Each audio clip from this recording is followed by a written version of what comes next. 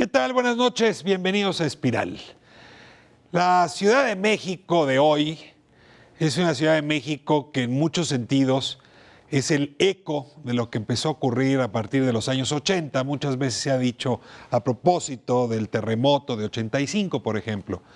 Sin embargo, lo que ocurre en esa década es bastante más fuerte. Es un terremoto bastante más interesante que solo el que físicamente vivimos algunos. La transformación cultural, la emergencia de nuevos grupos de contracultura, una serie de valores que se empezaron a gestar en pequeños espacios y que después se volvieron valores de toda la sociedad chilanga, para llamarlo así. De hecho, es a partir de entonces que se empieza a decir con orgullo, yo soy chilango. Uno de esos fenómenos, de esos terremotos interesantes, fue el surgimiento de un movimiento gay, déjeme decirlo así, que se vio con mayor orgullo, dignidad, y sobre todo sin ninguna vergüenza. Uno de los bares donde empezó a gestarse este gen valórico al que hago referencia fue el Bar 9. Recientemente Guillermo Osorno, uno de los periodistas más destacados de este país, un gran editor, publicó este libro, Tengo que morir todas las noches. Hoy vamos a hablar de él, de esta memoria que Guillermo Osorno nos trae, no solo para hablar del movimiento gay, aunque también lo hace, sino para hablar de la fundación de esta Ciudad de México, hoy plural, diversa, tolerante, que merece su estatura y que, por cierto, podría ser ejemplo no solo para otros lugares del país, sino del mundo. Hablemos con Guillermo Osorno y con amigos que traen reflexiones interesantes, venidas de los 80 y traídas a la década actual. Comenzamos.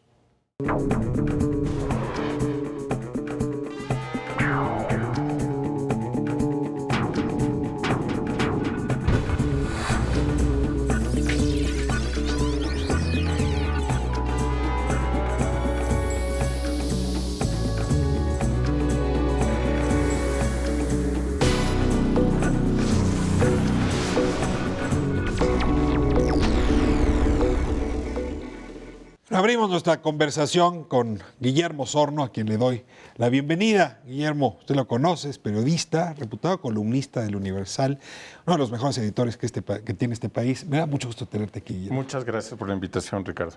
Y autor, lo anunciaba en la introducción, de Tengo que morir todas las noches, una crónica de los 80 en el underground y la cultura gay. Este es un libro que apenas salió a librerías y ya merece el título de un texto de culto, un libro de culto. Y lo va a hacer, no tengo ninguna duda después de recorrer sus páginas. Guillermo, revelas una parte de la historia de la Ciudad de México que nadie había contado. ¿Cómo en los años 80, que empiezan a moverse las lógicas morales de la ciudad, en distintos lugares, pero en particular en un bar, se construye un ambiente de tolerancia, de diversidad, de respeto? Y cómo esa cultura de un bar después se extiende a una ciudad que hoy, pues con todo y su valle, tiene más de 20 millones de habitantes. Es desde cualquier punto de vista muy sabrosa la narración y muy interesante para entender las entrañas de esta ciudad. Ahora, déjame hacerte la primera pregunta a partir de las primeras páginas. Atrapas al lector porque antes de proceder a contar un hecho público, cuentas un hecho privado. Privado, así es. Cuentas cómo salió Guillermo Osorno del closet. Tengo dos cosas que preguntarte con respecto a eso. Uno, ¿por qué decidiste contarlo? Y dos, ¿cómo saliste del closet? Bueno, decidí contarlo porque en el proceso de elaboración del texto me di cuenta, gracias a la intervención de Froilán Enciso, que entonces era mi pareja, que yo estaba mucho más implicado en la historia que lo que yo pensaba. Yo no fui el más asiduo al Bar El 9, obviamente conocía la historia, yo había ido, conocía a los personajes superficialmente, pero no era el que más iba y por lo tanto tenía cierta distancia. Pero Froilán, y lo cuento también en ese prólogo, se encontró unas páginas autobiográficas que yo había escrito como un ejercicio de escritura para desatorarme mientras estaba haciendo una novela, y cuando Froilán me las enseñó me di cuenta que había obviamente un paralelo enorme entre lo que estaba escribiendo y mi propia historia. Y me pareció pertinente incluir mi propia historia para simplemente colocar al lector en los dilemas que tenía un chico de 18 años que estaba saliendo a la vida, que estaba saliendo del closet, y qué es lo que la ciudad le ofrecía. En esa, un chico, o voy a hablar de primera persona, un chico de clase media, que no había homosexuales en su horizonte, y se hacía muchas preguntas acerca de su propia identidad. ¿Qué es lo que hace? Es una sociedad que está como la mexicana, que es 1981, estamos, digamos, en un auge políticamente autoritario, es una sociedad puritana. ¿Qué es lo que hay? ¿Cuáles son los dilemas de alguien que se enfrenta frente a estas preguntas? Entonces, lo que cuento es cómo recorro la ciudad hasta que encuentro finalmente los ámbitos que me interesaban, y fue precisamente por un equívoco que se contará en el libro que llego por primera vez al 9. Y el 9, que era este bar... No, bueno, no es un equivoco, eras inspector de licencias, pero no voy a distraerte con eso, ahora se lo porque es contamos a la otra historia, sí.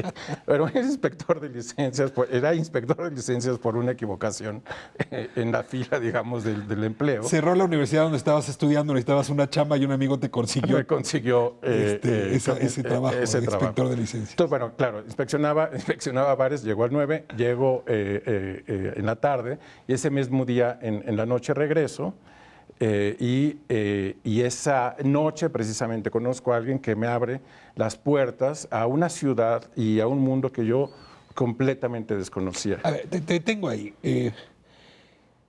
¿Tú no desconocías ya a esas alturas el mundo gay de la Ciudad de México?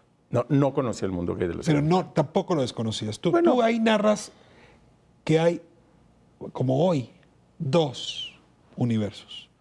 Uno donde el mundo gay es sórdido, exacto, de estratos bajos, de hipocresías, de hombres casados con mujeres que tienen una vida alterna, y otro mundo gay digno, orgulloso, estético, bello, en fin, y que tiene que ver con clases sociales. Entonces, perdón que profundice el asunto, pero tú arrancas muy temprano tu vida sentimental viviendo estos dos Méxicos. Así es. Utilizo una metáfora en el libro que no es una metáfora en el sentido que también es una anécdota real. En esta búsqueda veo una vez Muerte en Venecia. Muerte en Venecia es una película que narra el amor de un hombre que está de retirada por la vida, está en Venecia y se enamora de un joven príncipe polaco, y este hombre muere de un infarto en la playa, y la tintura del pelo se le cae, se le confunde con el sudor, se empapa la cara, y finalmente termina la película con el joven el castigo de amar al efebo. Exactamente. Entonces, cuando yo vi esa película a esa edad, pensé, el destino o sea, ese no puede ser mi destino. O sea, no puede ser el destino... Si alguien que ya se asumió gay no puede tener un destino tan terrible. Como un destino tan terrible. No puede, o sea, yo no puedo terminar mis días como la muerte en Venecia. Lo que tengo que encontrar es la vida en la Ciudad de México. Y la vida en la Ciudad de México, como digo, la encontré en el 9. Porque, en efecto, lo que yo conocía antes del 9 eran lugares o muy sórdidos o lugares muy vergonzantes, como dices tú, en donde había o se guardaban las apariencias, o de plano era, en inglés se llama slumming, a este acto de los homosexuales de ir al slum, es decir, al barrio bajo, a tener una vida para regresar a sus casas y sus vidas de clase media. Fue cuando entro al 9 que me doy cuenta que en la Ciudad de México, la ciudad donde yo vivía, ese no era un lugar vergonzante, ese era un lugar de gente alegre, ese era un lugar de gente a la moda, ese era un lugar de gente muy simpática, y ese era un lugar que me abre la puerta a un mundo donde hay familias ¿A vivirte armadas. en paz contigo mismo? Bueno, sí, en fin, no resuelve todo, o no resolvía todo, pero resolvía un asunto de identidad y de pertenencia a algo que a mí me interesaba, que era ese otro México. Ahora, voy a dar un salto y regresamos a esto. Más adelante tú vas a citar a Henri Donadieu, que es el personaje central. El personaje central que impulsa esta idea del 9, le da carácter y logra que sea este espacio que tú has descrito. y lo citas a él o lo parafraseas, no sabría cómo decir lo que es. Dices, el 9 era como el lado B, pensando en los discos, estos de 45 o de 33 revoluciones, el lado B de la historia oficial. Se entrecruzan con las peripecias de un país que entró en un periodo de cambios. Es decir, mientras el país a partir de 85, el terremoto, la movilización social, el artículo que citas de Octavio Paz, ¿no?, que es muy importante, diciendo que México tenía que ya dar paso a la democracia, tienes un lado B y ese lado B dice 9. Así es. Ayúdame a entender es otra metáfora que le atribuyes a Henri Donadieu. Bueno, normalmente pensamos los años 80 así, ¿no? Los pensamos como años de crisis económica, guerras en Centroamérica, el ascenso de Reagan, Margaret Thatcher, el triunfo del neoliberalismo, el ascenso bueno, la presidencia imperial. Qué mal todo llegar a lo la que edad da. de juventud en esa década. Exacto. Y nos pasó. Pero bueno. O sea, presidencia imperial, López Portillo nacionalizando la banca de la Madrid, agarrando un país que se derrumbaba, el nacimiento de la sociedad civil, el nacimiento de la democracia en México, en fin, esa es la historia que nos contamos de los años 80. A mí lo que me interesó de contarlo desde el punto de vista, desde el rincón de un lugar de 60, 70 metros cuadrados que estaba en la calle de Londres, era que esta historia de la democratización del país se podía contar a través de un grupo de gente que estaba empujando también culturalmente hacia la globalización, que estaba inconforme con el país que le había tocado vivir, y era un grupo de gente que pensaba que esta ciudad se merecía otro arreglo y que el país se merecía otro arreglo y que culturalmente necesitábamos estar en otro lado. A ver, ¿por qué aquella tribu gay del 9, así pensando un poco en Mafesolí, una tribu urbana del 9, se conecta con estos otros dilemas del país? Es decir, porque alguien diría, bueno, pues quien sea gay, está interesante conocer la génesis de esto que vivimos hoy. Pero ¿por qué sería más interesante todavía? ¿Sí? ¿Por qué ese núcleo sabría leer la realidad de manera distinta como el resto la estaba leyendo? Yo creo que para eso hay que enfocarse en la propia historia de Henri Donadieu. Henri Donadieu es la persona que estuvo al frente de este bar durante muchos años. Henri Donadieu es un hijo de la Segunda Guerra Mundial y era una persona muy sensible a los guetos. Y si pensamos en los guetos relacionados con la Guerra Mundial. Contra los guetos. Exacto. El reactivo, su familia fue golista y él siempre creció, digamos, pensando que la gente no debería estar en guetos. Después de una larga historia que se cuenta en el libro, llega a la Ciudad de México y siempre tuvo el ánimo de sacar al mundo gay del gueto gay y de comenzar a conversar con todo lo que estaba sucediendo alrededor. Cuando Henri efectivamente logra sacar al gueto gay del gueto, hace que los otros también salgan de su propio gueto, porque porque el bar se contamina, por decirlo así, de esta nueva fenómeno social que es la cultura de los jóvenes, que el rock, maldita vecindad, que viene emergiendo después de que el puño, digamos, autoritario del PRI no permitió que floreciera esta cultura de los jóvenes durante los años 70. En los años 80 este puño como que se distiende, hay otros problemas que atender y comienza a emerger una cultura de jóvenes que confluye en este barrio. Ahora, tu libro arroja la mirada sobre una hipocresía en los años un poco previos. Exacto. Gonzalo Xochitl, como quieras llamarlo, es una mujer, un travesti extraordinario. Extraordinario. Sí. Que es digamos, un interlocutor de esta tribu con el poder. Dices tú, probablemente amigo de Jan González. Así es. Contaba con la protección de la autoridad. Varias fuentes mencionaron al profesor Carlos Jan González, entonces regente de la Ciudad de México, estamos hablando de los 70. Y se había convertido en una figura visible porque organizaba fiestas memorables a las que asistían sin pudor y con mucha laraca los intelectuales, los políticos, la alta sociedad y los artistas del momento. Xochitl se había inventado además una especie de monarquía travesti y ella era la reina absoluta. A ver, ¿me podrías aclarar qué estás diciendo aquí? Pregunto. ¿Jan González toleró, auspició, protegió o participó en las fiestas del 9? No, Jan González no participó en las fiestas del 9, pero sí era amigo de Xóchitl. ¿Amigo en qué sentido? Pues varias fuentes. Xóchitl tenía un prostíbulo que era muy conocido en la Ciudad de México. Era un prostíbulo donde que había estaba, hombres y mujeres. donde había hombres y mujeres. Era un edificio de 3 pisos y cada uno de los departamentos, por decirlo así, eran los cuartos en donde se ejercía la prostitución. Obviamente, para llegar a ese grado del ejercicio de ese oficio, pues ya se necesitaba protección de las autoridades. Y Xóchitl mantenía una relación expedita con Carlos San González. ¿Qué quiere decir con expedita? Pues se sentaba con él. Xóchitl en un punto, en una entrevista publicada en los años 80, confiesa que él fue con Carlos San González a ofrecer protección a la gente del 9. Y porque en ese entonces también es el inicio del movimiento de liberación homosexual.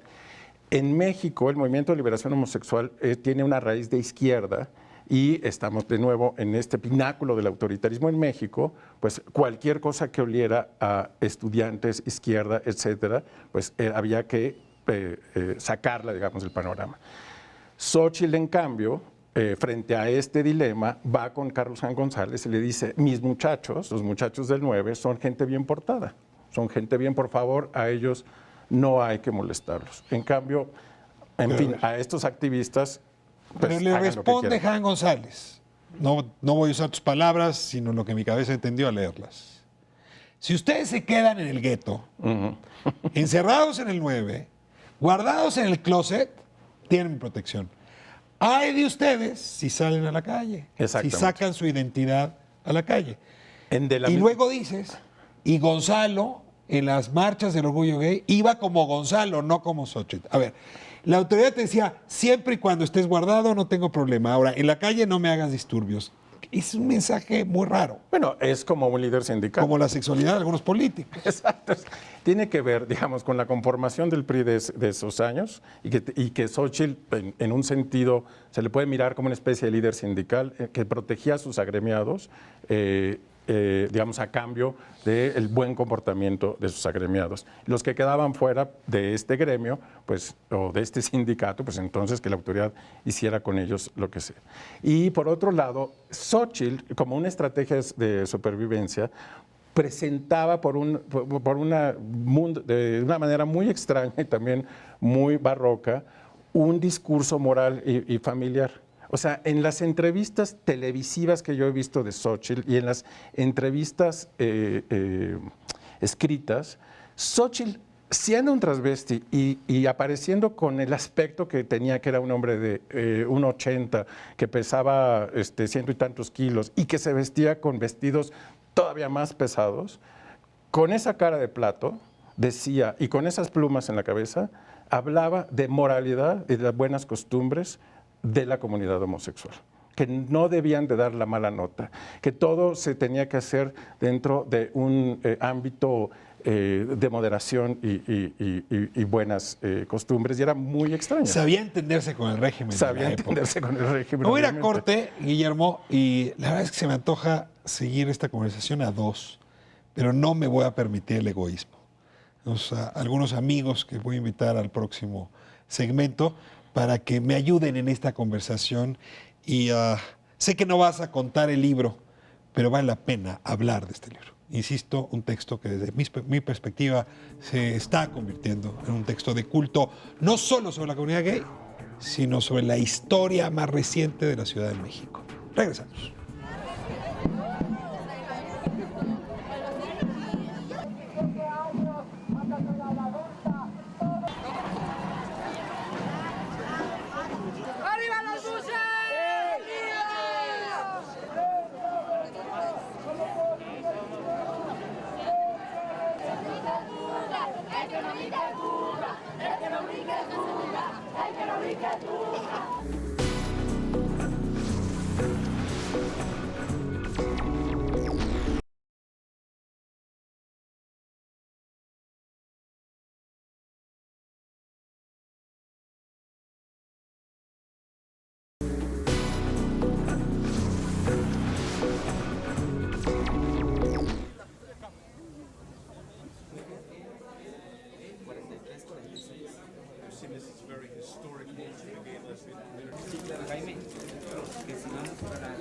Estamos celebrando nuestro amor, nuestro pacto, estamos celebrando el Estado laico, estamos celebrando que ganamos derechos sociales como pareja dentro del matrimonio. Estamos muy contentos por eso, ¿no? Una cosa personal, pero tengo una cosa política. Lo personal es político.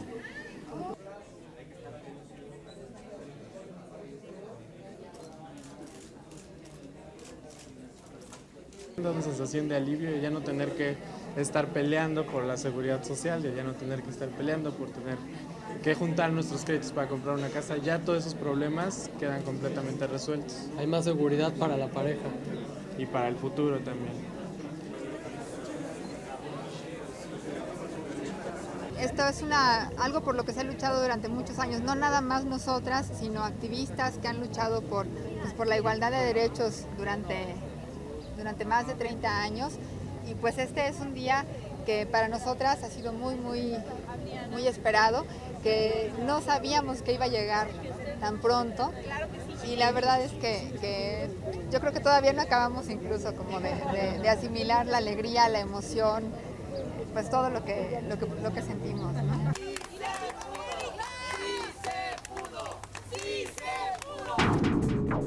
Bueno, estamos de vuelta en esta conversación con Guillermo Osorno, a propósito del libro Tengo que morir todas las noches. Ya lo decía hace un momento, un texto interesantísimo para cualquiera que quiera comprender la Ciudad de México. Y bueno, tengo aquí de invitados, amigos entrañables. Como es tradición en Espiral, les voy a pedir que se presenten. Comenzamos. Hernán Gómez, contigo. Soy Hernán Gómez, doy clases en el CIDE, soy analista político y bueno, he acompañado los temas, digamos, la agenda en favor del reconocimiento de la diversidad sexual, especialmente desde partidos políticos, concretamente uno en el cual milité hace ya muchos años, que se llamaba Democracia Social, que impulsó mucho la agenda, digamos, del respeto a la diferencia y la no discriminación. Muchas gracias, Hernán, me da gusto tenerte aquí. Le voy a pedir a Guillermo ahora que se presente. Yo lo presenté en el bloque anterior, pero es tradición aquí hacerlo así. Guillermo Osorno, ¿quién eres? Pues soy Guillermo Osorno, soy editor, también columnista y ahora autor de Tengo que morir todas las noches. Te agradezco mucho esta presencia y ahora en esta conversación del segundo bloque. Antonio Martínez Velázquez, mejor conocido en Twitter como Marvel. Y como José Antonio también. Bienvenido. Yo soy Antonio Martínez, activista por la libertad de expresión, escribo en Animal Político y pues nada, estamos aquí para presentar este libro. Me da que mucho está gusto tenerte aquí. ¿Te importa si a partir de ahora Marvel y nos quitamos de problemas? Está bien.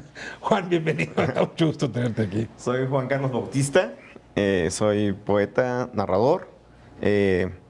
Fui activista gay durante muchos años y ahora estoy metido también en otro bar que se llama el Marrakech y bueno, eso es lo que hago. Bueno, pues vamos a abrir la conversación. Hay una hipótesis fuerte en el libro. Dice, esa cultura que se gestó en el 9 triunfó.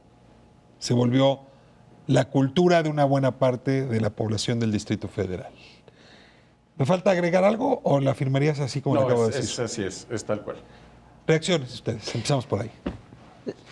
La primera mía sería el tema, digamos, de, bueno, tú lo dices en varios momentos del libro, el 9 era un lugar bastante selecto y especialmente era un espacio para una cierta clase social media alta. ¿Qué hay de ese sector gay marginal de la Ciudad de México que no necesariamente, bueno, que ni por poder adquisitivo podría acceder a una cultura de ese tipo y que todavía está muy en la marginalidad? Bueno, es que el 9 tuvo varias etapas. La primera etapa es una etapa en donde era literalmente como un club de señoritos de clase alta que servía para que salieran del closet en la noche y regresaran a sus casas a meterse de nuevo en el closet. Que no tuvieran que hacer el Que no slumming. tuvieran que hacer el slumming. Posteriormente, el 9 fue mutando de carácter. Entra Henry a escena de una manera más definitiva. Henry tenía una idea acerca de la cultura y de la vida nocturna y cómo se podían imantar y hechizar mutuamente, y comienza a introducir a otras subculturas. Y en la última etapa del 9, ya eso es, ya entra punks, rockeros, gente de todos. Sí había un criterio de selección. Y Henry tenía, sobre todo los chicos, ayer estaba platicando con alguien que a sus 15 años entró al 9 y tenía que ir a rogarle, sí había una persona en la cadena para que entrara. Y como toda discoteca, pues esto era discrecional, a veces sí se podía entrar, a veces no. Entonces no había credencial del IFE, ni mucho menos. Las cartillas en fin, eran falsas y la gente podía presentar credenciales y tal. Entonces, pero siempre conservó un criterio de selección.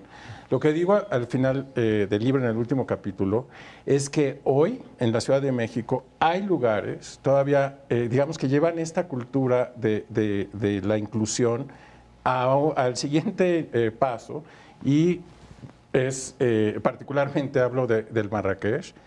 El Marrakech en particular, y lo digo así, si la sociedad mexicana quisiera curarse de su racismo y su clasismo, tiene que ir al Marrakech. Porque el Marrakech es un lugar en el centro de la ciudad en donde de manera socialmente más radical hay una mezcla de los hijos y los nietos de los inmigrantes que hicieron Nezahualcóyotl y Catepec, todo eso, con los niños de la Roma y la Condesa, como fue el Anyway y con Reforma, como fue el Anyway. Entonces, sí hubo esta mezcla, y creo que eso es consecuencia de eso. A ver, bueno, déjame regresar un momento. Vamos a poner que vas aquí a poner los componentes que había en el 9.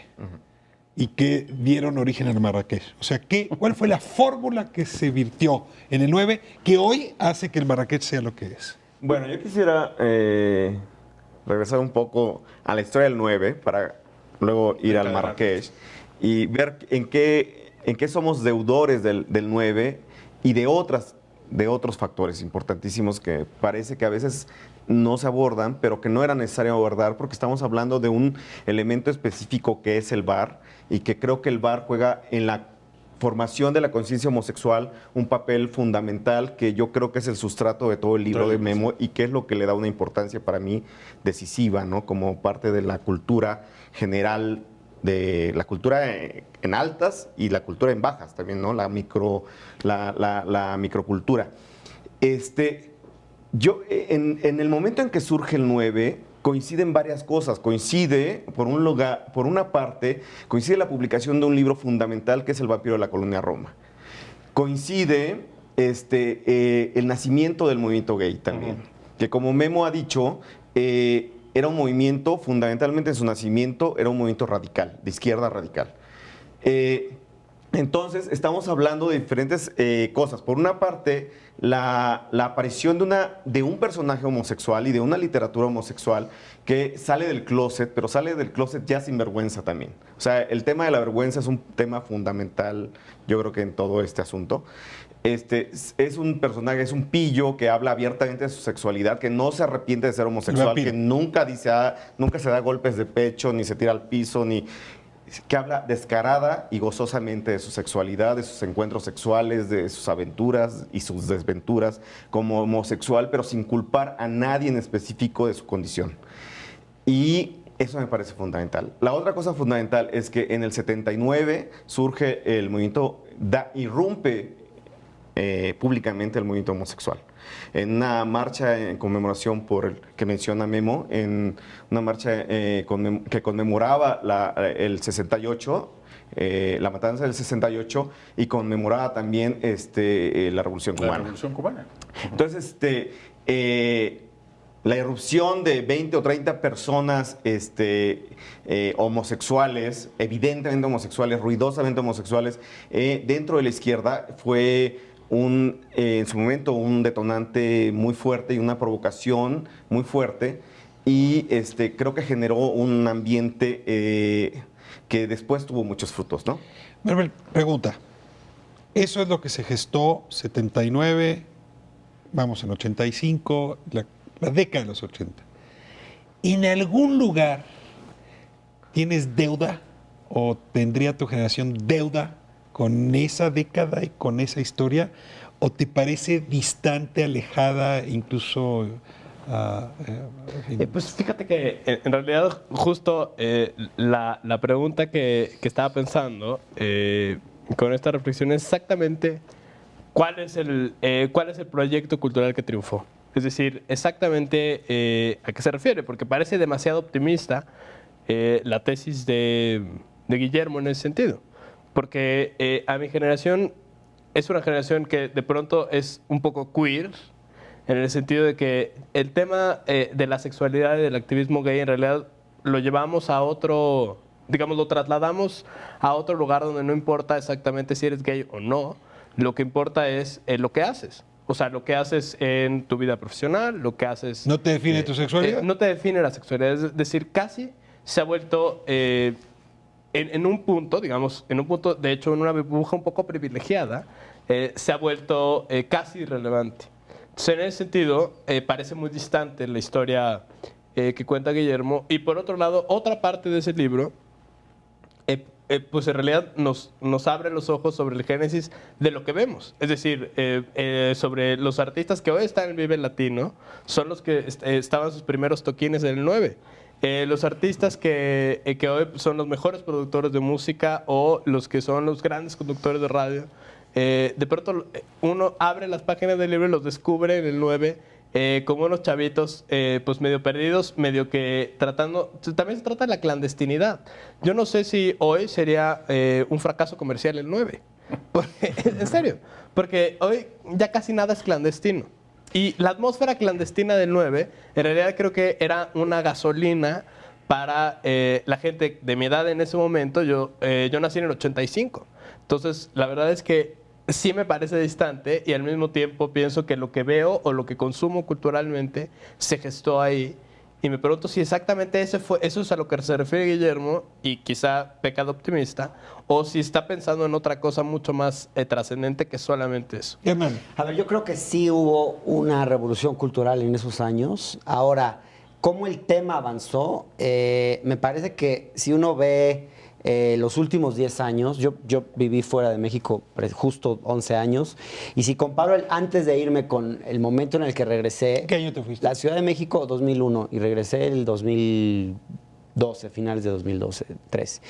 Si comparo la Ciudad de México de antes y después, es casi irreconocible, por lo menos un sector de la Ciudad de México, la zona, digamos, más gay de la ciudad, sí cambió increíblemente, es decir... hoy se ven más hombres caminando de la mano en esa zona de la Ciudad de México que en Ámsterdam, por ejemplo. Y se ven mujeres que antes no se veía, mujeres lesbianas que han salido del closet, que antes no habían salido del closet. Entonces, yo vi ese cambio del antes y el después de lo que a mí me tocó ver, y sí hubo un cambio radical. Ahora, creo que triunfó en México una cultura de la tolerancia. Mi duda, y cuando Guillermo habla en las últimas páginas del libro, cuando dice estamos yendo hacia la normalización de lo gay, ahí tengo muchas dudas. Porque la normalización de lo gay significaría un paso más que la tolerancia. Significaría la aceptación, la plena aceptación de las diferencias. Y eso es en lo que todavía creo que estamos muy lejos. Y si me permiten nada más citar los números más importantes de la encuesta de CONAPRED, entre 60 y 70% de los encuestados considera que es necesario respetar las preferencias por orientación sexual. Pero cuando se les pregunta qué tan positivo es que la sociedad esté compuesta por personas con orientaciones o preferencias sexuales distintas, solo entre el 20 y el 40%, dependiendo del rango de edad, digamos, lo consideran positivo en algún grado. Entonces, ahí sí siento que estamos muy lejos de una cultura de la normalización, incluso en la Ciudad de México, donde la preferencia sexual es la tercera causa de discriminación en nuestra sociedad. Y para botón de muestra, el senador Martínez.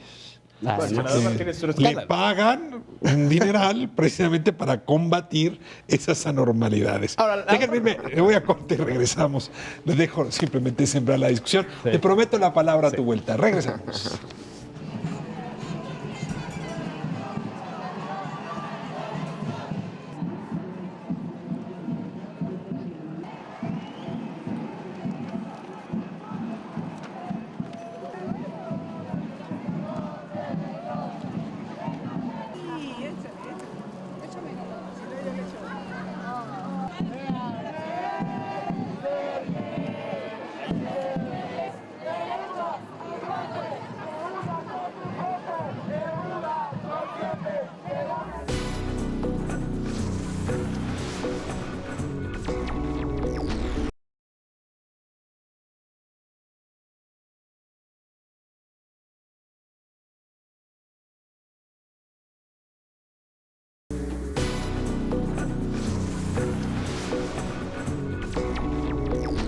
Esta es la marcha por el orgullo y la dignidad de las personas que difieren de los cisgéneros. La intención es que la gente nos vea, sepa que somos seres humanos felices, que queremos compartir la ciudad con ellos en paz, sin violencia, sin odio, sin discriminación. Sigue habiendo mucha discriminación y gente que no entiende, por ejemplo, que somos las personas trans, nos confunden, piensan que somos gays.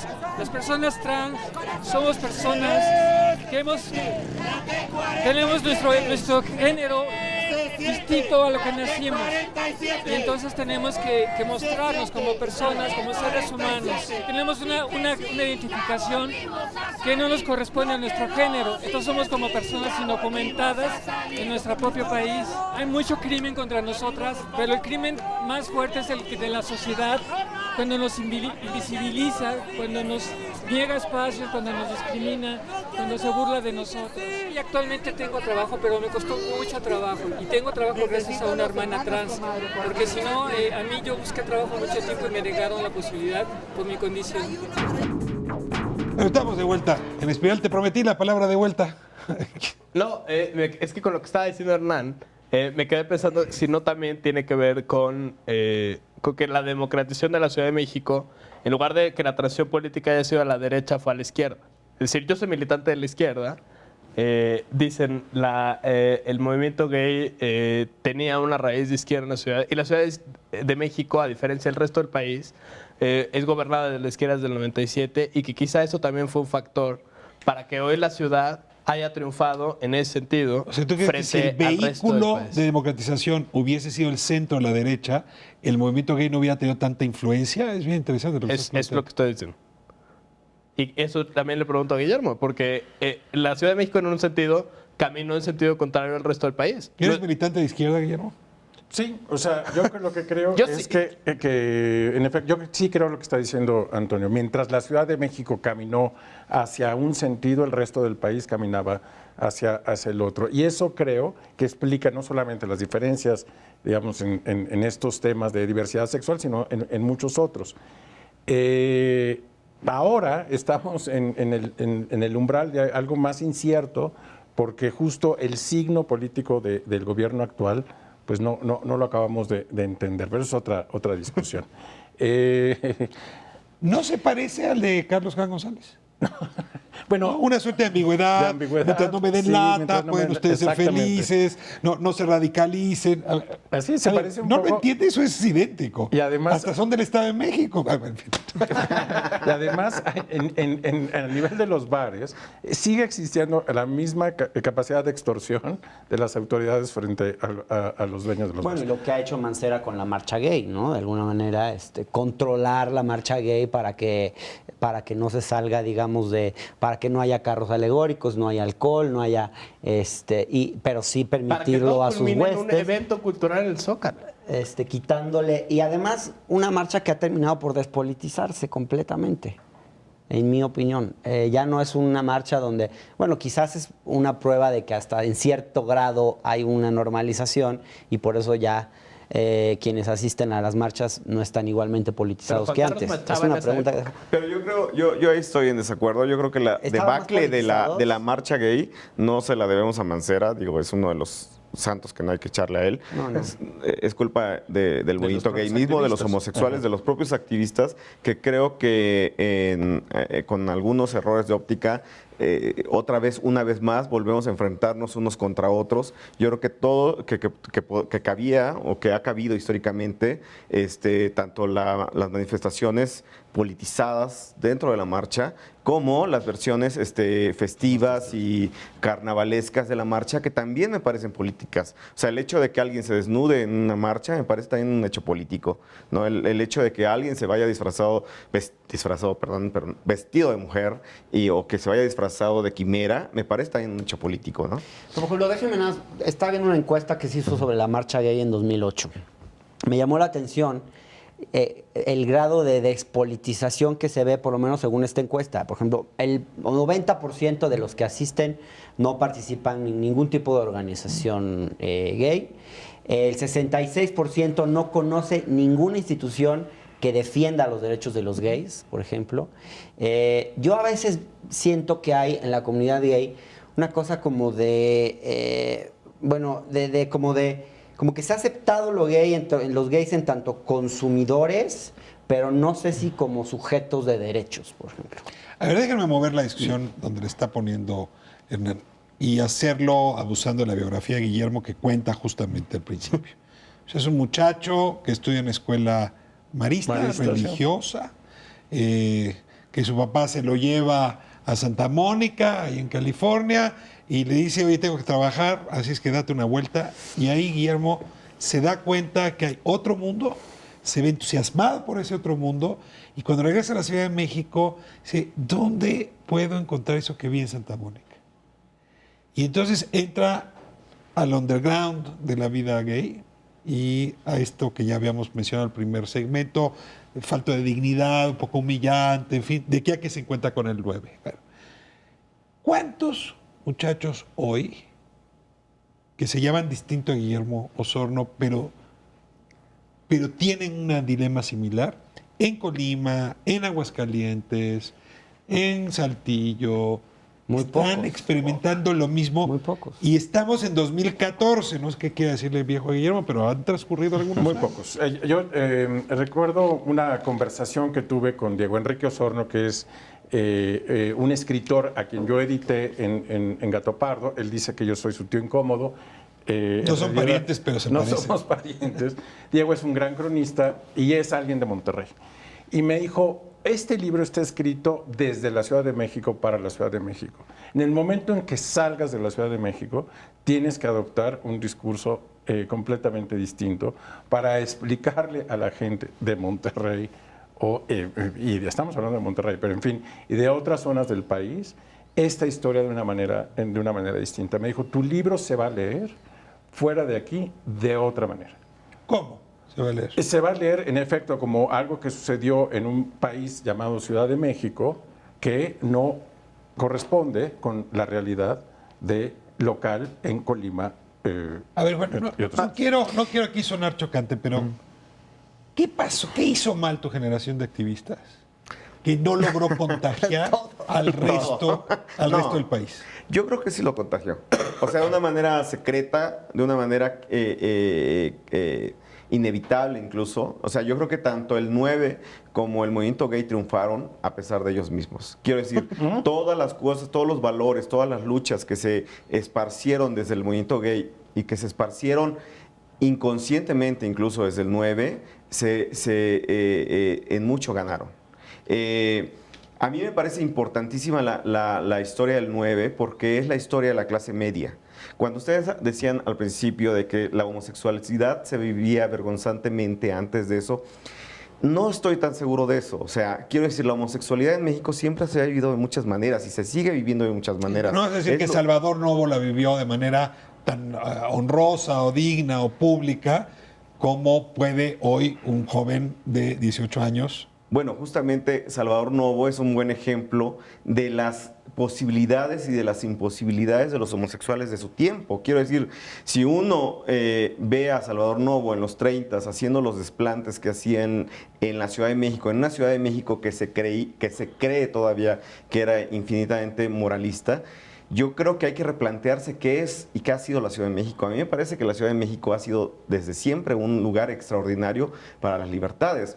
William Burroughs dice en su novela Marica, hace una observación muy interesante donde dice que aquí en la Ciudad de México todos pueden vivir su homosexualidad de una manera extraordinariamente libre, ¿no? O sea, no sé cómo lo dice, pero él se sorprende de ver parejas en los bares y menciona ya en su libro bares que eran no abiertamente, pero que eran para homosexuales.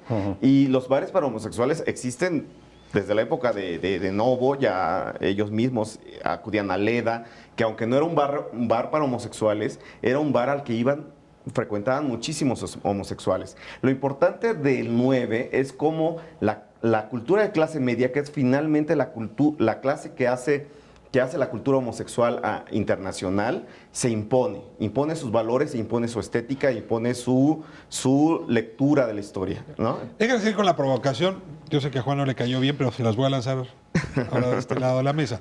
A ver, los derechos relativos a la diversidad, otra vez, en el Distrito Federal, ya me hacía la crítica, no estarán en tan buenas condiciones o en cabal salud, pero están mejor que en otros lados. ¿Qué le ha faltado a la política para que el resto del país se sienta contagiado? Una suerte de avance en la amplitud del ejercicio de los derechos. Yo creo, Ricardo, que en la Ciudad de México el tema avanzó especialmente por una alianza virtuosa entre políticos reformistas y de ciertos partidos, uno de ellos fue en su momento Democracia Social, con movimientos sociales a favor no solo de la diversidad, sino una amplia gama de movimientos sociales por los derechos humanos, etc. Esta alianza yo creo que es lo que permitió que el tema avanzara en los últimos 10 años, digamos. Hoy ya nadie habla de las sociedades de convivencia. Pero que te provoque, ¿tú viste una alianza fuerte entre Andrés Manuel López Obrador y el movimiento gay? No, ¿Viste algún día levantándole la mano? Por eso en esos años el tema se detuvo y solo logró prosperar después. Pero quiero decir, quien metió el discurso en buena medida en la política en México y que después lo llevó a la Asamblea Legislativa fue un partido Democracia Social que tenía una alianza con movimientos sociales en favor de la diversidad, los derechos humanos. ¿Y eso ha faltado en otras entidades? Yo creo que en muchos casos sí. Ay, yo no sé. No sé o sea, yo en realidad bueno, hablo de dos cosas. Una, yo soy de Tlaxcala. Tlaxcala es el estado más, digamos, el estado más pequeño del país. Existen solamente 2 bares gay que son casi completamente clandestinos.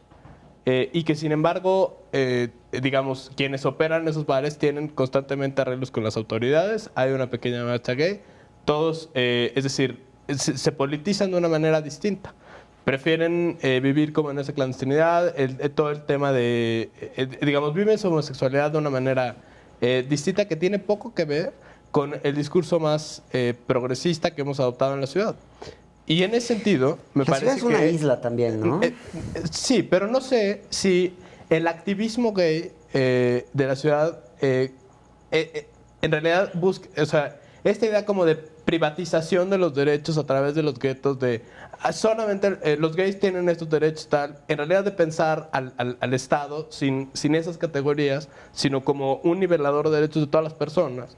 Creo que eso en realidad tiende a esta cierta despolitización. Es decir, cuando la reforma de 2011 de derechos humanos, que en realidad nivela por completo a las personas a la igualdad, a la convencionalidad y a la constitucionalidad de las leyes, pues no tendría que ser un tema especial de los gays. El Estado tiene una obligación para el respeto de los derechos de todas las diversidades. Y en ese sentido, pues se despolitiza, y creo que toda esta idea del activismo tan de gueto y tan privatizada de los derechos, en realidad hoy estorba más, me parece.